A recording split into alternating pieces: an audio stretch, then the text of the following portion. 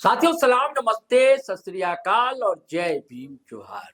इससे पहले कि हम लोग बातचीत की शुरुआत करें दोस्तों, हम चाहते हैं कि पहले ये वीडियो आप देख लीजिए, फिर हम बातचीत को आगे बढ़ाएंगे कि मामला दरअसल है क्या और ये कहानी पहुंचती कहां तक।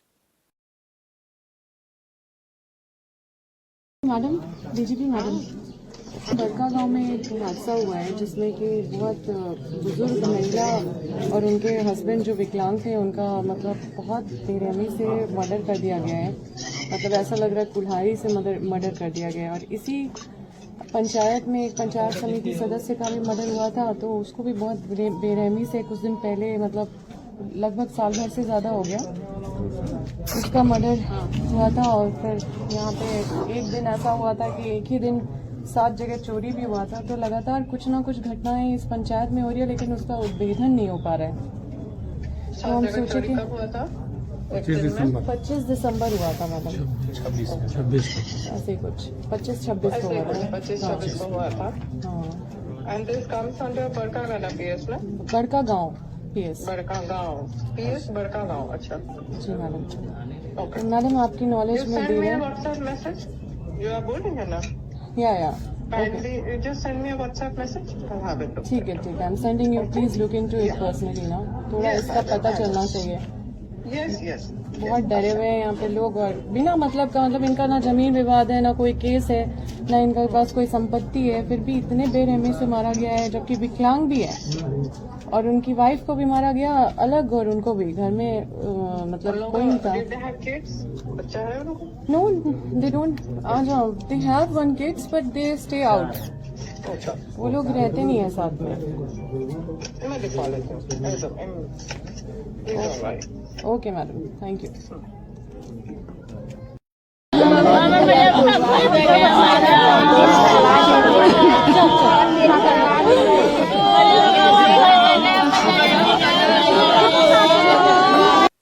हाँ तो साथियों, आपने फ्रेम में देख लिया, हमारे साथ सरफराज कुरैशी भाई है, नीचे स्टॉपेज वाले, और हम लोग चर्चा करने बैठे हैं।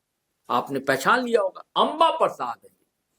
एक दौर था जब ये एमएलए बनी थी, बिल्कुल कहते हैं कि एकदम युवतर जिसे कहते हैं। अब बड़ी चर्चा रही थी इनकी, पढ़ी लिखी है, मिरांडा हाउस से पढ़ाई लिखाई की है दिल्ली से इन्होंने। और इनके पिताजी, पापा कह लीजिए, बाबूजी कह लीजिए, योगेंद्र साहब, वो भी विवादित शख्सियत रही है, झारखंड की, हजारीबाग की। दरअसल बड़का गांव से आते हैं ये लोग, बड़का गांव से विधायक थी। लेकिन इस विधानसभा चुनाव में भारतीय जनता पार्टी के टिकट पर उतरे आजसू के नेता रोशनलाल चौधरी, जो कि चंद्र प्रकाश चौधरी के करीबी माने जाते हैं। चंद्र प्रकाश चौधरी जो है आजसू सुप्रीमो सुदेश महतो के मौसा माने जाते हैं। मैं ये नहीं कह रहा हूं परिवारवाद, लेकिन मैंने परिचय देना उचित समझा। दरअसल वो समझौता हुआ था कि भैया आजसू को टिकट नहीं मिलेगी, लेकिन अगर आजसू का कोई प्रत्याशी आ जाए तो भाजपा टिकट दे देगी। तो रोशनलाल चौधरी पतली गली से निकल गए, तो खैर हरा दिया उन्होंने। उसके पीछे जेल कैंप भी की बड़ी भूमिका थी दोस्तों उस इलाके में। और जेल कैंप के लीडर है जयराम कुमार महतो। तभी सरफराज भाई हमसे कह रहे थे कि दरअसल जेल कैंप सुप्रीमो जो है जयराम कुमार महतो ने एक ट्रेंड लगता सेट कर दिया है। तो हर नेता, हर एमएलए उसी स्टाइल में बातचीत करना चाहता है। ये मामला ये था दोस्तों कि क्या था मामला सरफराज भाई? वो एक सीसीएल कर्मचारी रिटायर है। अच्छा, वो 82 साल के थे। अच्छा, उनका और उनकी पत्नी का, अच्छा, दुनिया देवी, हाँ, उनका मर्डर हो जाता है, मर्डर हो गया है, जिसको लेकर ये जानकारी दे रही है। अच्छा, डीजीपी से सीधे बात करके, आप लोगों सुना भी होगा, हाँ, कि उन्होंने सीधे बताया कि यहाँ क्या घटना घट रही है। इससे पहले भी वहाँ एक डकैती की घटना घटी थी, अच्छा, उसकी भी जानकारी दे रही है कि ऐसी घटनाएं यहाँ पर लगातार हो रही है। तो दरअसल हम लोग जो चर्चा कर रहे थे इस वीडियो से पहले, कि जयराम कुमार महतो, आप अक्सर देखेंगे उनकी जो पहचान बनी, वो इस बनी कि ऑन द स्पॉट फैसला करने के लिए माने जाते रहे। उसी वक्त जैसे ही कोई समस्या आई, धड़ से फोन निकाला, लगाया और सीधे बात करना शुरू।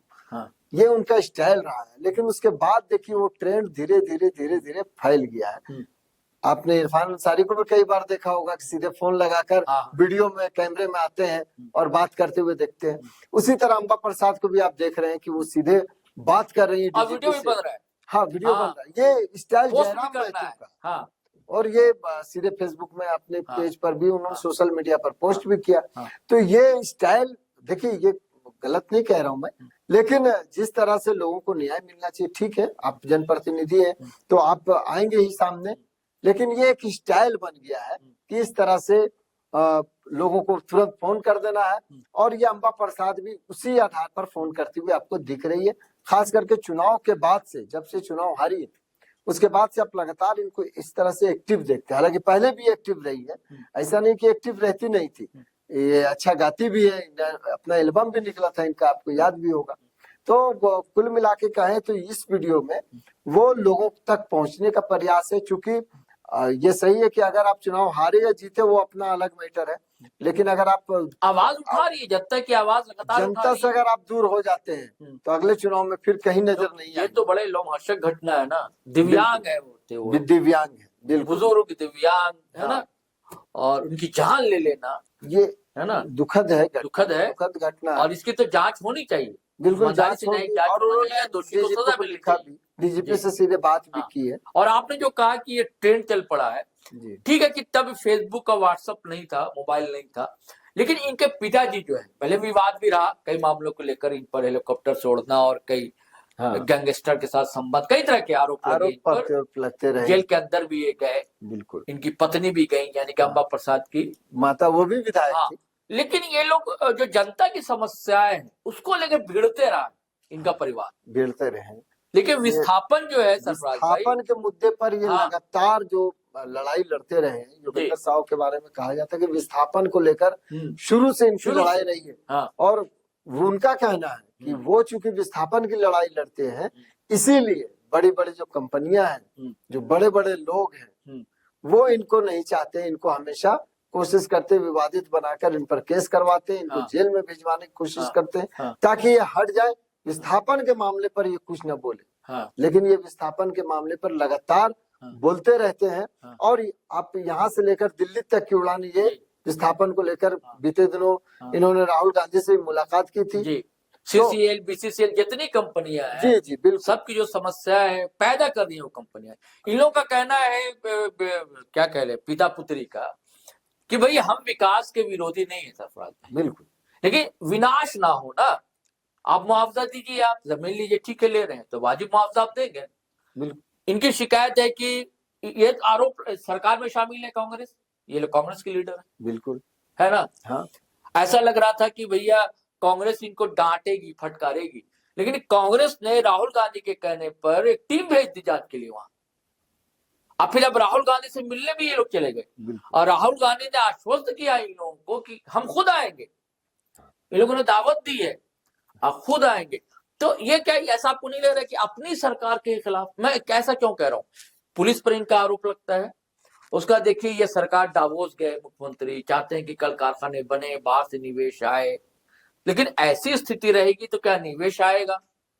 नहीं देखिए, कोल कंपनियां, आप बड़का गांव की बात करें तो ज्यादातर कोल कंपनियां, हाँ, कोल कंपनियां सीधे केंद्र के हैं, हाँ, राज्य से उनका मामला बहुत नहीं रहता। लेकिन आप देखिएगा कि सिर्फ ये नहीं, जयराम महतो भी अगर उनका जो प्रचार ये हुआ है, क्रेज उनका बढ़ा है, तो विस्थापन के लेकर लगातार वो पहुंच जाते हैं लोगों के बीच में। हाँ। तो यही वजह है कि विस्थापन की लड़ाई, क्योंकि वहां जो लोग रह रहे हैं उनको पता है कि विस्थापित लोगों को क्या दिक्कत हो रही है, क्या समस्याएं हैं उनकी, यही वजह है कि वो लगातार विस्थापन को लेकर लड़ते हैं और आवाज मुखर करते हैं। ठीक है, ये सरकार के खिलाफ नहीं है सर, जी। ये जो सरोज भाई लग रहा है कि सरकार इनकी है, फिर ये इनके खिलाफ क्यों, सरकार के खिलाफ नहीं। अच्छा, विस्थापन को लेकर आपको याद होगा कि राज्य सरकार ने भी एक आयोग का गठन कर दिया। विस्थापन का मामला झारखंड में बहुत गहराया हुआ है और लोग बहुत परेशान भी है विस्थापन से, और विस्थापित लोगों को भाई न्याय तो मिलना ही चाहिए, उनको नौकरियां नहीं मिली। कई लोग कई बार हेमंत सरकार का नाम लेकर आरोप लगा चुके हैं, तो भाई वो इसीलिए है कि अब कई बार होता है कि आप देखिए के त्रिपाठी ने अभी आज सीधे हेमंत सोरेन का नाम लगाकर आरोप लगा दिया।